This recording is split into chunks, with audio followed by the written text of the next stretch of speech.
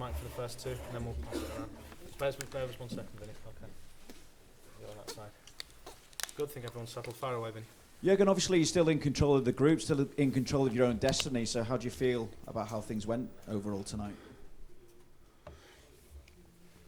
Yeah, it's not that I have problems to keep my arms down. So it was clear that we wanted to decide it tonight, and we knew before the game, long before the game, it will be difficult tonight against Napoli because it was last year difficult. It will always be difficult. It's just a good side. Then the last thing, what should have happened? Two things: that they score 1-0 and that Fabinho got injured. So that's but. One problem for tonight we could solve with Gini, who played a really, really good game. But the other thing caused out the problem that Napoli anyway was set up for mainly for a proper fight. And whoever sees Napoli playing how they play usually, was a different approach tonight. So it was clear going for results, scoring a goal, defending with all you have. So we had to increase pressure. What we did last 15 minutes of the first half was good. It was like it should be. Second half, it was this normal game when you play against a quality side who defends with all they have. The problem was we had the wings were open. We tried to use that, but then we crossed the ball most of the time too early. So you have to come in this situation on the touchline, and you have different options. You can play the ball to the edge, you can chip the ball, you can shoot in between the goalie and the last line, all that stuff.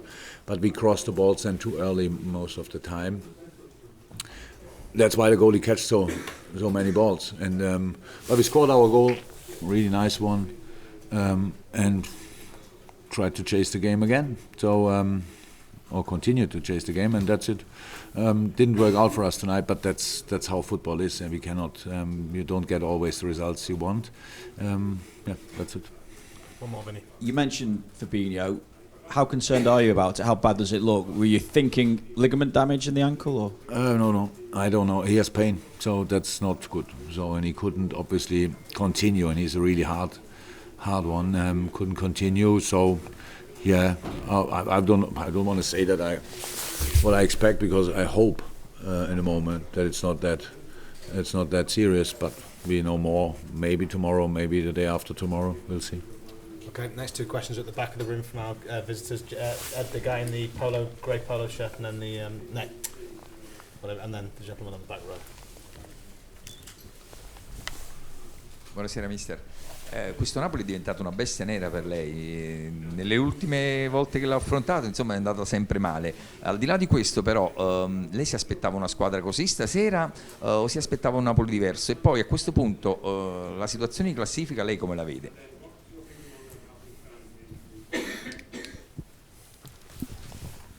First and foremost, the last part of the question I thought I answered already. Maybe use that. What I think about the situation in the table. Still open. Or I answered in all the other interviews. Didn't I answer it here? I had only 17 interviews before I came in. So, yes, obviously I struggle when I play Napoli. Sorry for that. That depends, but it's more about how good they are. So that's how it is. And nevertheless, last year we went through. We won here. So that was the most important thing. This year we have to fight until the last day of the group, and that was exactly the same what we had to do last year. So it's not really new for us. That's one thing. Did I expect Napoli like this? Probably yes. Carlo is a smart guy, so Napoli is maybe not in the absolutely in their best moment. So you set up rather defensively, try to deny the strength of the opponent, and use your skills in the counter-attack. That's what they did. For that goal, then you saw, like, I think they played in a similar system against Cagliari, maybe this kind of 4-5 in the back, this thing. So we knew that it's possible, but anyhow it makes it difficult when they are 1-0 up. So, and the situation at the table, if I didn't answer before, then I say it's still open. In a moment it's like this, that probably the Napoli guys think they're already through, but they have to play Genk at home. And a lot of people around Liverpool probably think, now we have to play again and have to put in everything what we have. But it was never different. I can't remember one game since I'm here where we could go in with 50%. So that's our situation, and it's okay. It's not brilliant, but it's okay. So now let's use the situation. This gentleman who's got the microphone now, back row. Yes? Oh. Yes, we can see it, sorry. Ianicelli di Canale 21, mister, quali giocatori del Napoli vi hanno messo maggiormente in difficoltà?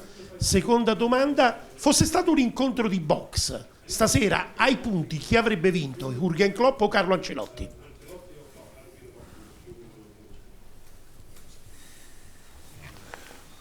I couldn't care less who would have won a boxing match. I'm a couple of years younger than Carlo, and if we would have a real boxing match, I hope I would win, but I'm not sure. The game, what caused us the most problems, that they scored that goal and could defend like they defend. I think Napoli usually plays different kind of football, so they are much more offensive oriented. They were tonight in defending and counter-attacking mood. That's never easy. When a team like with the quality of Napoli chooses such an approach, it makes life difficult. But you can. They would have changed probably if we would have been 1-0 up. That would have been maybe a different game. We don't know. It's hypothetical. So yeah, that's it. Maybe the last couple, if there's anyone who's got anything, please catch my eye. In fact, we'll go to the gentleman in front. Who's got the microphone now? Yes, sir? I think you need the headset again. Mister, ieri diceva che le avrebbe fatto piacere incontrare Carlo Ancelotti. Le chiedo se ha avuto modo di parlare con lui, se avete anche commentato la partita, l'evoluzione di questa partita. Yeah. Of course we met. We stood the whole night next to each other. So and we spoke on the way through the dugout, and I'm not sure if they are still here. I have a lot of interviews since the game is finished. So since then we didn't really speak. But after the game he wished me luck for the rest of the season. I wish him luck for the rest of the season. So we did that already. That's it. Final question, Dave Maddock. If somebody has an interesting question, it would be really nice. Much has been made of the had you won tonight you could rest players, but you seem to be suggesting that maybe Liverpool need the intensity of these games and with something on it to keep the momentum. I don't want to say we need it, but we had it always. It's not that come on, I'm 4 years in. Tell me when it was easy. Last year we had to win at home 1-0 against Napoli. I cannot remember a bigger pressure game than that. So really difficult, and we did it. So now we have to go to Salzburg. My problem is, in this moment, the game is over. My problem is Fabinho is injured and Brighton, not Salzburg. Not at all. But I know how human beings are. People wished that we could finish the group tonight and make kind of a holiday game in Salzburg. So never happened. Will never happen. Don't know. So that's the situation. If we have ambitions in the Champions League, we have to show that in Salzburg. Until then, we have to show our ambitions in the Premier League. So there are a couple of games to play until then, and we have to be focused on them, and we will be, no doubt. Thank you, guys. Thank you. Welcome. Thank you.